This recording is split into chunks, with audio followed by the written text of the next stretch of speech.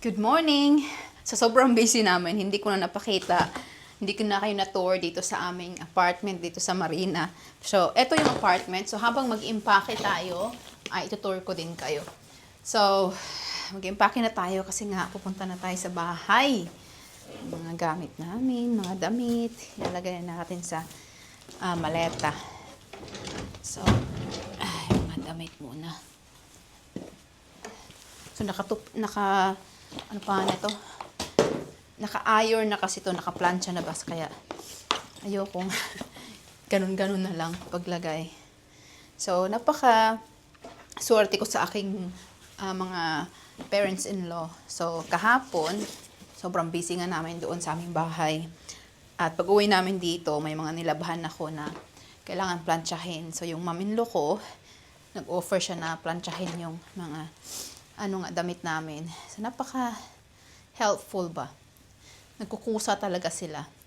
Pero sa kanila, iba talaga yung way nila kasi napapaalam muna sila. Hindi sila basta-basta na gumagawa. So, ganun sila. Hindi kagaya sa atin sa Pilipino na nagkukusa tayo, diba? Kasi ganun yung kanilang tradisyon. Pero, yun, masabi ko, I'm very lucky sa aking mga parents-in-law. Tsaka may bonus pa ako, yung stepmom. Napakabait din nun. So, bonus. Tinatawag namin na bonus mom. Napakadilim kasi against the light. Dito natin ilagay yung camera. Para makita nyo.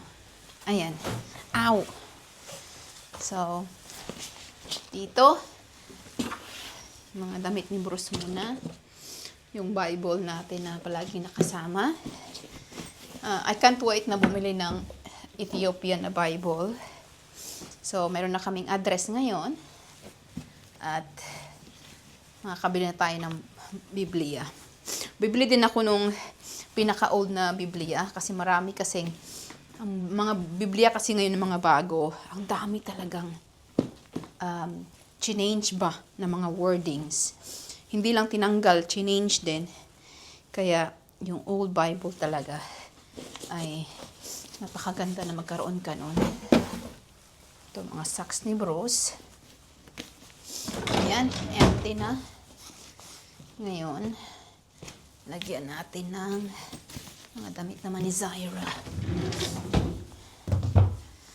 Sa aming lahat si Zaira yung may pinakamaraming damit. Tapos yung mga damit niya na binili ko bago kami umalis ng UK, hindi na naman magkakasya. Yung iba hindi pa nga niya halos nasuot. Ganun talaga. Na-impake ko na lahat ng mga damit. Dito naman tayo sa toilet. So, ito pala yung master bedroom. At ito yung toilet, shower. Ayan, andito yung shower. So, medyo malaki-laki talaga siya. Ayan. Naipake na pala ng kaunti ni Bruce yung namin, mga toiletries. Yan, meron din silang dito lalagyan ng damit, dirty clothes. So, ayan. Makikita mo yung buong building. Tapos kalsada na yung nasa gilid.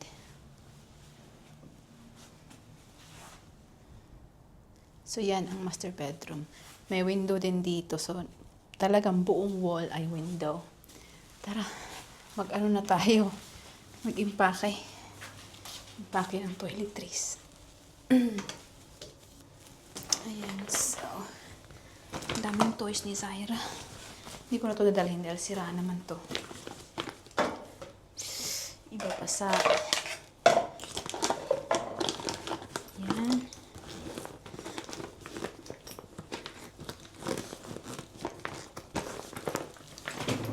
Yan. Tapos eto. Hindi na magkasya. Hindi na magkasya. Si Bruce andun na sa bahay. Kasi may delivery ngayon ng kanyang furniture, office furniture. Lagay ko to sa sa aming bagahe.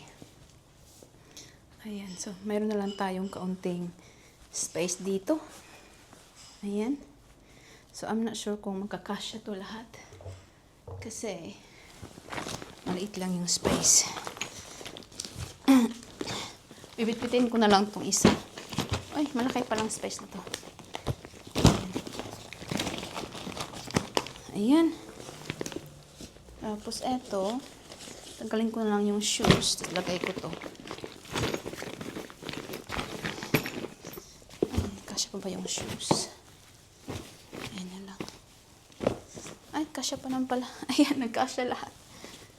Ayan, sarado na natin. Wala naman na ata. Ay, may mga ano pa pala doon. Shampoo. Lagay, mga basa kasi. Lagay ko na lang yung sa plastic bag. So, ayan. I-lock pala natin. Yung mama ni Bruce andun sa kusina. Naglilinis. Ayun siya doon. So, magta-taxi lang kami papunta doon sa bahay.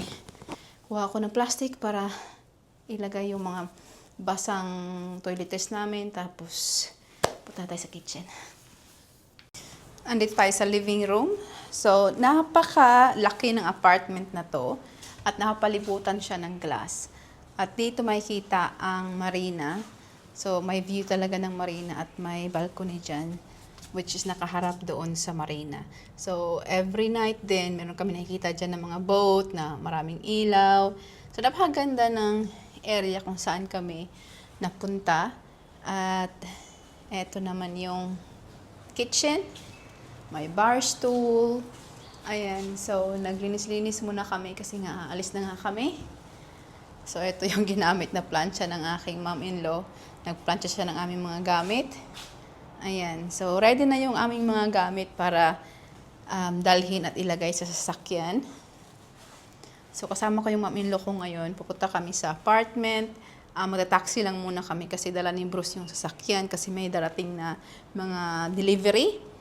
So, ngayon, magdadala lang kami ng kaunti, isang bagahe siguro sa taxi. Tapos, pagdating namin doon, babalik ako dito para kunin yung mga gamit.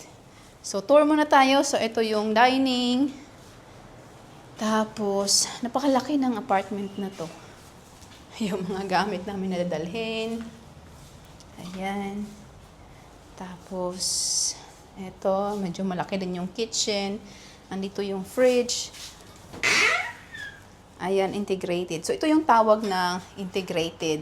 Ito yung gusto ni Bruce, yung hindi nakikita yung fridge, yung mga ano pang dapat makita. So, yan, integrated ang tawag.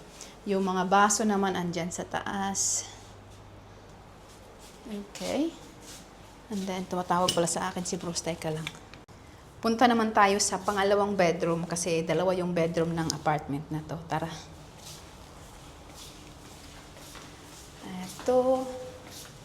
Etong door na to is ano lang siya, yung sa paano ito, yung mga electric pa.